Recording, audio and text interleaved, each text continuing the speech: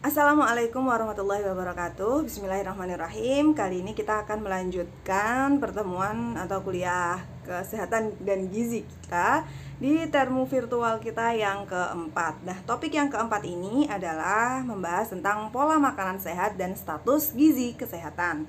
Nah, sebelum melangkah lebih jauh tentang pola makanan yang seperti apa, pola makanan sehat yang seperti apa, status gizi kesehatan yang seperti apa, yang lebih baik, ini saya sudah meletakkan piramida gizi ya di sini. Ada karbohidrat, sayuran, protein lauk pauk dan lemak, dan mungkin sedikit gula garam di sini. Oke ya. Nah, ini adalah bocoran sedikit nih tentang apa yang akan kita bahas di topik ini. Oke, selanjutnya kita akan membahas tentang capaian mata kuliah kita terlebih dahulu ya. Capaian mata kuliah kita kali ini yaitu yang pertama kita dapat menyebutkan pola makanan sehat seperti apa. Selanjutnya menjelaskan status kesehatan dan gizi khususnya bagi seorang anak, umumnya bagi semua usia. Oke ya. Bagaimana cara pengukurannya, status gizi kesehatannya seperti apa. Nah, selanjutnya kita akan membahas tentang yang pertama adalah pola makanan sehat terlebih dahulu. Pola makanan sehat adalah makanan yang seharusnya mengandung beragam nutrisi yang dibutuhkan oleh tubuh. Seharusnya beragam ya, jadi tidak khusus kalau misalkan kita makan tertentu aja. Jadi harus mencoba berbagai macam makanan, gitu ya. Terutama makanan-makanan yang mungkin jarang kita konsumsi. Jadi karena apa? Karena di makanan tersebut itu konsumsi beragam jenis makanan sehat tanpa terbatas pada satu jenis saja. Dan mengkonsumsi berbagai jenis makanan itu bisa memberikan nutrisi yang berbeda. Nah, sehingga gizi yang diperlukan oleh tubuh itu bisa terpenuhi.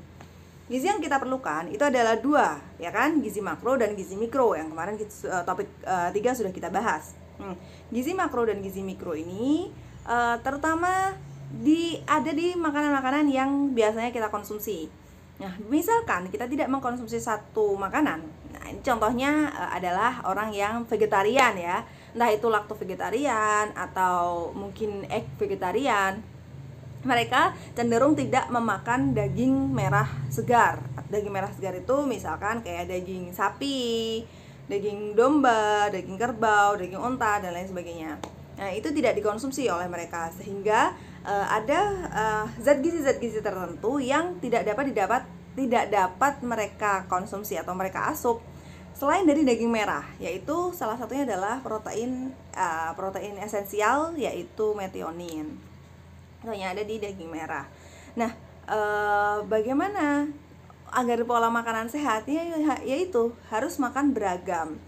Jadi misalkan dia nggak suka nih yang namanya sayur mayur, nah itu harus coba untuk dikenalkan, coba untuk mengkonsumsi satu persatu.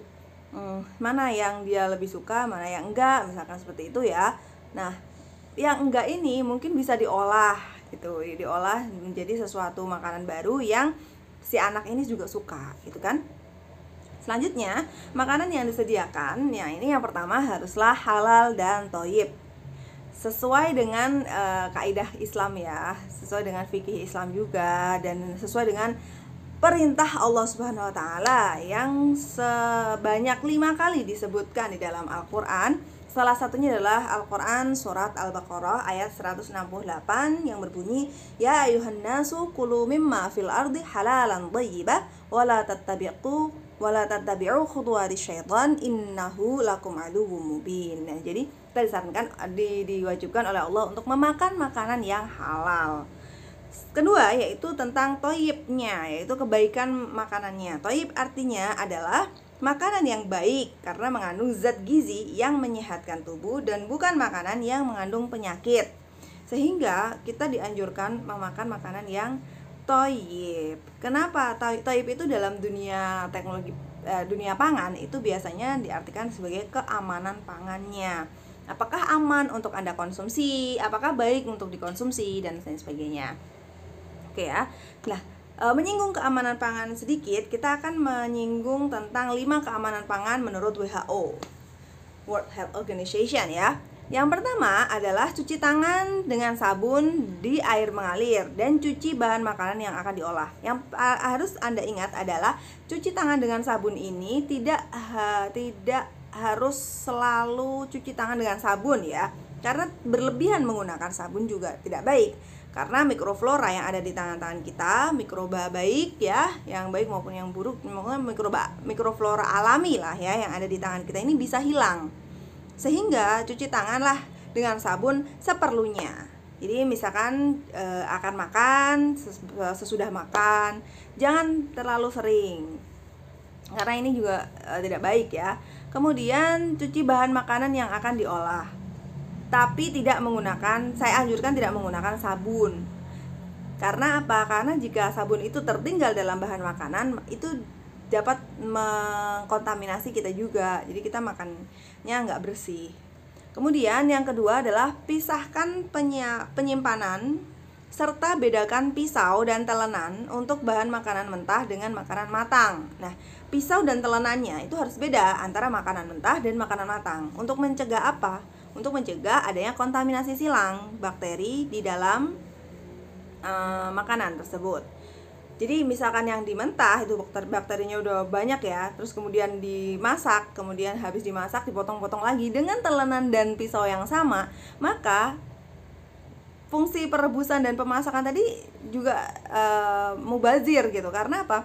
Bakteri yang ada di telenan akan mengkontaminasi si makanan ini lagi, kemudian berkembang biak di situ lagi, sehingga si makanan ini akan berbahaya untuk dikonsumsi gitu ya. Yang ketiga, memasak dengan benar dan matang, terutama bahan makanan protein hewani. Protein hewani itu contohnya apa? Misalkan kayak telur, kemudian daging ayam, terus kemudian daging ikan yang biasanya dibuat sushi. Itu sebaiknya, karena kita berada di negara tropis seperti ini dan banyak sekali bakteri-bakteri yang bisa berkembang biak di negara tropis, sebaiknya untuk protein dan makanan hewani dimasak, karena untuk menghilangkan bakteri dan mikroorganisme yang ada di dalamnya, entah itu patogen, entah itu yang membuat busuk dan lain sebagainya. Kemudian yang keempat adalah simpan makanan matang pada suhu yang tepat atau aman. Jika sudah matang, maka dia sangat rentan, dia sangat mudah sekali untuk dipakai sebagai tempat perkembangbiakan si bakteri atau mikroorganisme.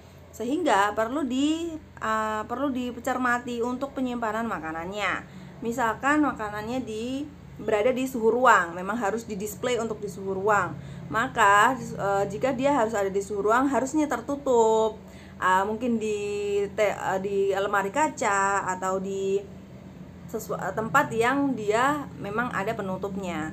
Nah, selain itu, misalkan dia mau dikonsumsi dalam waktu yang agak lama, sebaiknya dimasukkan ke refrigerator atau dimasukkan ke dalam freezer, kemudian bisa dipanasi ulang. Nah, untuk pemanasan ulang ini sebaiknya memang harus hati-hati ya. Ada beberapa makanan yang memang tidak boleh dipanaskan ulang karena kandungan mineralnya yang ada di dalam makanan tersebut nanti dapat menjadi toksik apabila dia dipanaskan secara berulang. Misalkan contohnya kayak makanan bayam, kangkung, itu Fe-nya atau ferumnya, zat besinya itu sangat ya relatif tinggi lah ya.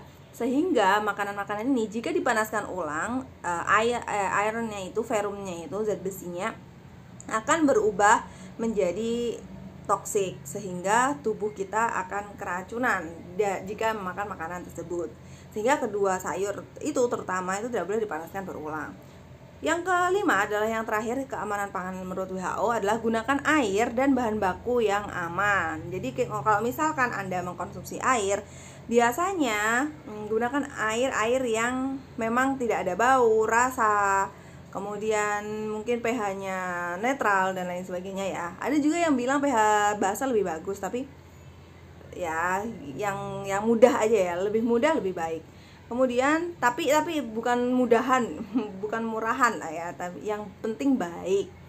Bahan baku yang aman itu misalkan ya pilih, kalau misalkan mau bakso ya bakso yang tidak ada boraksnya. Kemudian jika mau makan ikan ya ikan yang nggak ada formalinnya, mie yang nggak ada pengawet dan lain sebagainya ya. Nah, itu adalah keamanan pangannya. Itu toyibnya ya, secara toyibnya. Kalau halalnya jelas, kamu nggak boleh makan babi, nggak boleh makan darah dan lain sebagainya itu ya. Apalagi barang curian tuh nggak boleh juga. Karena halal itu ada yang Ini panjang banget nih kalau bahas halal ya. Oke, lanjut kita ke ini sudah pernah kita singgung ya. Sudah pernah kita singgung bahwa pemerintah itu sudah mengganti 4 sehat 5 sempurna, yaitu terdiri dari makanan pokok, lauk pauk, sayur mayur, buah-buahan dan susu sebagai penyempurnanya menjadi PGS atau proporsi atau pedoman gizi seimbang. Masya Allah, saya lupa ya, astagfirullahaladzim. Oke, pedoman gizi seimbang atau biasa kita sebut dengan tumpeng gizi. Dari tumpeng gizi ini itu isinya adalah makanan-makanan yang harus kita asup sesuai dengan porsinya dan ditambah 4 pilar. Ini ya, ini jadi 4 pilar itu makanan sehat, hidup bersih, aktivitas fisik dan memantau berat badan. Nah, secara lebih lanjut nih, apa sih sebenarnya tumpeng gizi itu? Nih, tumpeng gizi itu adalah bentuknya seperti tumpeng memang ya, karena yang paling bawah itu harus diasup paling banyak, yaitu 3-4 porsi, yaitu karbohidrat ya. Kemarin kita sudah bahas sumber-sumber karbohidrat yang ada: jagung, ubi, roti, mie, nasi, apa lagi, sagu, kemudian banyak lah ya sumber-sumber karbohidrat. Kemudian atasnya lagi yang harus kita asup yang paling banyak kedua adalah buah dan sayur. Buah dan sayur ini harus sampai 4 atau 2-3 porsi lah, 3 porsi lah. Intinya setiap makan itu harus ada, kan misalkan ya 3 kali sehari nih ya, sehari kita makan 3 kali. Berarti 4-3 kali itu harus ada camilan atau mungkin makanan buah dan sayurnya, harus itu ya. Sayur itu bukannya kayak kuah gitu ya. Jadi ada yang menganggap bahwa sayur jangan lombok, tahu nggak? Jangan, ya sih itu lombok juga sayur, tapi itu kan hanya sebagai pelengkap di situ ya. Yang intinya adalah tempe. Itu bukan sayur ya. Jadi sayur lombok itu adalah lauk. Kemudian kalau misalkan Anda ngomong sayur, berarti memang harus ada sayuran hijau kayak sayur bayam, sayur pokcoy, sayur terong. Nah, kayak gitu-gitu. Jadi harus ada komponen tanamannya yang ada di situ. Karena apa? Karena yang mengandung banyak serat itu adalah si tanaman ini. Kemudian kenapa porsi buah lebih sedikit ya? Nih, porsi buah itu lebih sedikit daripada porsi sayur, karena porsi buah itu memiliki kandungan gula yang lebih tinggi daripada si sayur. Jadi ada gula yang memang ada di buah, namanya fruktosa. Nah, fruktosa ini penyumbang energi juga. Jadi misalkan Anda sudah mendapatkan energi dari karbohidrat yang 3-4 porsi tadi, kemudian ditambah dengan buah-buahan yang banyak gulanya, apalagi misalkan Anda minum jus nih, ya sih namanya jus, tapi jus buah ya, tapi kalian masukkan gula, tambahan gula di situ. Nah, itu sama aja kalian mengasup karbohidrat lagi. Tidak boleh ya. Kalau misalkan yang dihitung sebagai buah ya buah fresh gitu, just slice it. Jadi cuman di slice aja, dipotong-potong aja kemudian dimakan. Kalaupun misalkan mau pakai jus, it's okay, nggak apa-apa, tapi jusnya itu yang plain, yang nggak ada tambahan gulanya. Kemudian lanjut ke porsi ketiga, yaitu porsi 2-3 porsi saja. Jadi misalkan sehari itu nggak pakai lauk pauk ini itu nggak apa-apa. Maksudnya 3 kali, misalkan ya sehari 3 kali makan, pagi, siang, sore, malam ya, pagi siang malam. Pagi siang malam ini, yang siang misalkan cuma nasi pakai sayur aja, itu nggak masalah. Misalkan pagi udah sama ikan, sore malam udah sama daging, itu nggak masalah. Di tengah-tengah nggak ada kalau lauk pauknya, itu nggak masalah. Nah, yang paling pentingnya adalah air ya, asupan air. Air itu harus 8 gelas per hari. Tapi asupan air ini tidak hanya didapatkan dari air putih. Air yang ada di sayur, ada di kuah, ada di buah, itu juga termasuk air. Jadi memang tidak saklek 8 gelas sehari, tapi panduan baiknya adalah 8 gelas sehari. Tapi juga tidak boleh terlalu banyak ya air ini, karena juga akan mengencerkan semuanya. Nah, selanjutnya adalah yang paling harus kita batasi, yang ada di puncak teratas ini. Ini ya, puncak teratas ini adalah garam, gula, dan minyak. Nah, ini harus kita batasi konsumsinya karena yaitu garam itu dia dapat meningkatkan kekentalan darah, itu buruk bagi orang yang hipertensi, karena orang yang hipertensi itu tekanan darahnya kan tinggi. Jika kalau makan garam tambah kental darahnya sehingga kerja jantungnya akan semakin tinggi. Minyak dan lemak ya, terutama minyak dan lemak ini juga harus dibatasi karena dia juga dapat meningkatkan kandungan LDL dalam darah atau kolesterol ya. Kemudian ada gula juga, karena gula itu sumber energi juga ya. Jadi kebanyakan gula juga bisa bikin kita obes. Ini adalah tumpeng gizi yang dulu itu kayak gini. Jadi tadi itu ada karbohidrat, sayur mayur, protein, dan gula. Gula, garam itu dibatasi, sedangkan air putih.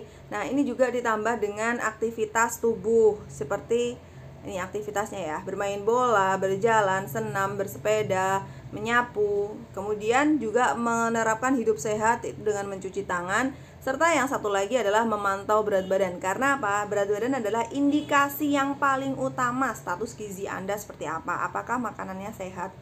Kalau berat badannya ternyata dia sudah overweight atau dia gizinya sudah terlalu baik gitu ya, itu juga tidak bagus.